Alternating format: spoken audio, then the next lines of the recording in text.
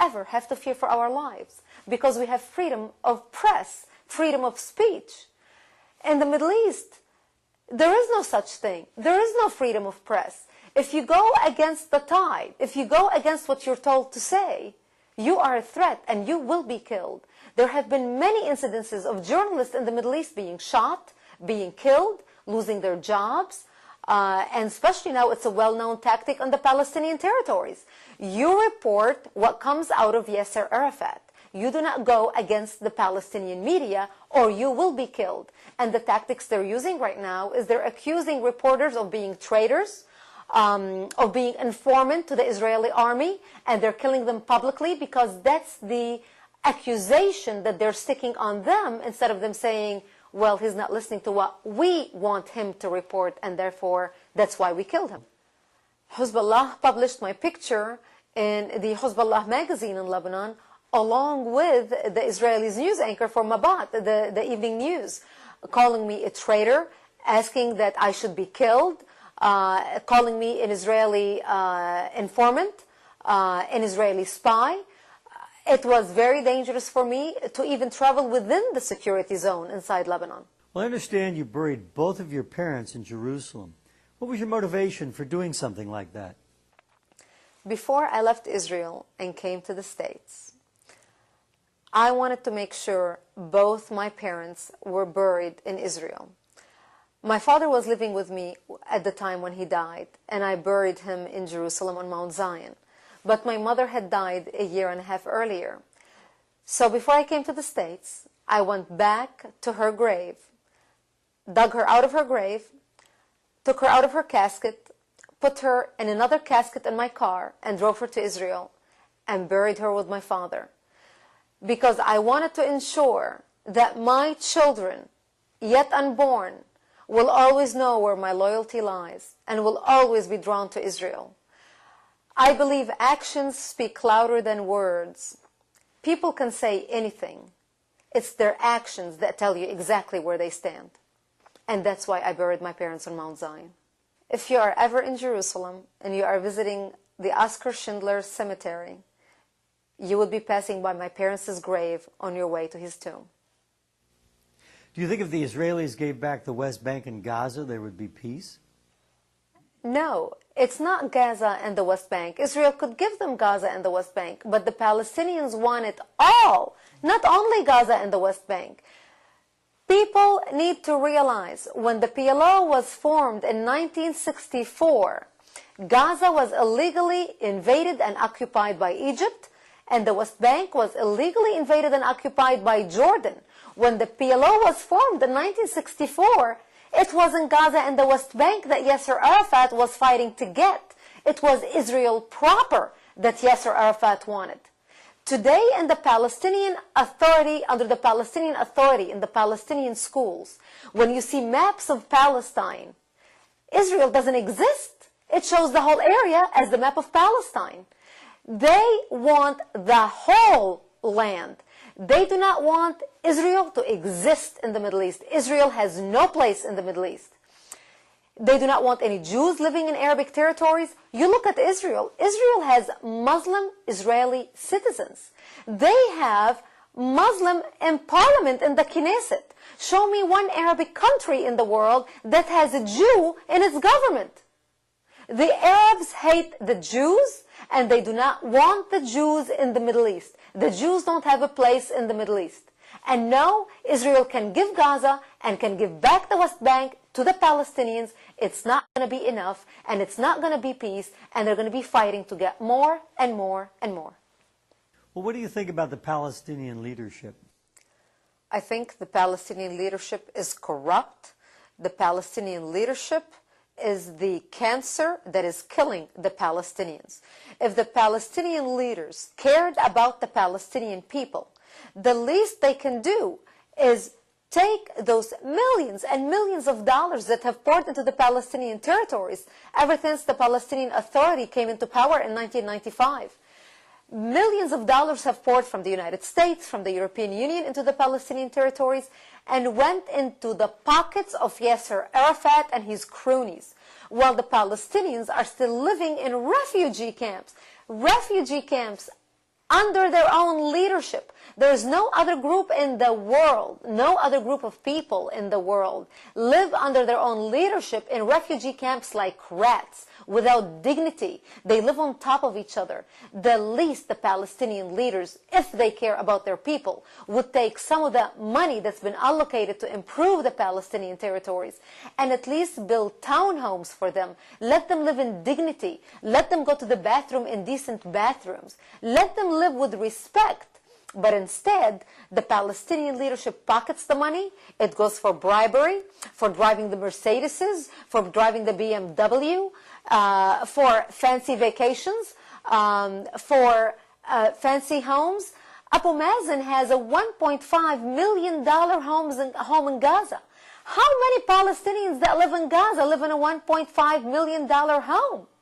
The Palestinians need to wake up and kick their leaders out. And it needs to come from them. The world cannot do it for them. They need to wake up and stop buying the lies. They need to realize they are being used as puppets in the hands of a corrupt leadership. And they need to kick that leadership out and start negotiating with the Israelis. Because if they would have accepted the Israelis' plan in 2000, when Barak offered them a plan that was irrefusable, if they would have accepted that plan, they would have had 97% of the territories right now. Gaza would be 100% under Palestinian leadership. And they even turned that down. Yasser Arafat does not want peace with the Israelis. And it's time the Palestinians kick him out, choose a new leader. And it's the duty of all Palestinians. I urge all Palestinians worldwide. There are Palestinians who are educated, that live in England, that live in Australia. It needs to come as a worldwide movement to kick the leadership out from the Palestinian territories and start negotiating with Israel if they want peace. How would you describe how the Palestinians are using the Europeans and the West to further their own goals? The Palestinians learned to manipulate the media. They know how to play the West like a violin. We in the United States, because we have no point of reference to positioning, for example, leaders, military leaders, and cannons amongst civilians in a war state. So when the Israelis, for example, are going after Hamas leaders, those Hamas leaders are changing position every night and every other night, and they are hiding among Palestinian civilians. They are basically killing their own people. But when you watch the news at night and you realize that when Israel kills a Hamas leader, other 14 people are dead, some of them are children, the West thinks, oh my gosh, Israel is doing a horrible thing here. They're killing the children. They need to realize that these leaders are hiding amongst these children. That's what's killing their own people.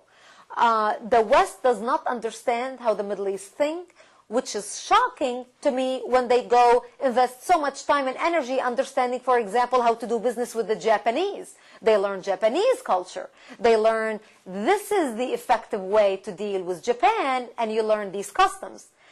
And here we are in a state of war. We are fighting a holy war that's been declared on Jews and Christians worldwide. Yet in this country, we are burying our head in the sand in the United States. And you have organizations such as Duke universities, which is supposed to be an intellectual place where people come to learn and be tolerant about each other and learn about different cultures and different ideas. Yet a university like Duke would allow a hate fest, basically, where people can stand up there and spew hate towards the Jews and say, oh, the Jews need to be killed. We feel sorry for the Jews. How can we allow such talk? If I, as an American citizen, get on television or organize a rally at a university campus and say, all gays need to be killed because all gays are terrible and we need to annihilate them. Would I survive a day? I'll be thrown in prison. I will be sued. How come we have such double standards towards issues? How come we allow the Palestinians to say, we do not want to condemn violence because it's irrelevant. It's not going to do anything. How can we accept that? You're looking at hundreds of Muhammad Attas in the making who believe in suicide bombing, who believe in terrorism, who basically in a way are supporting terrorism indirectly.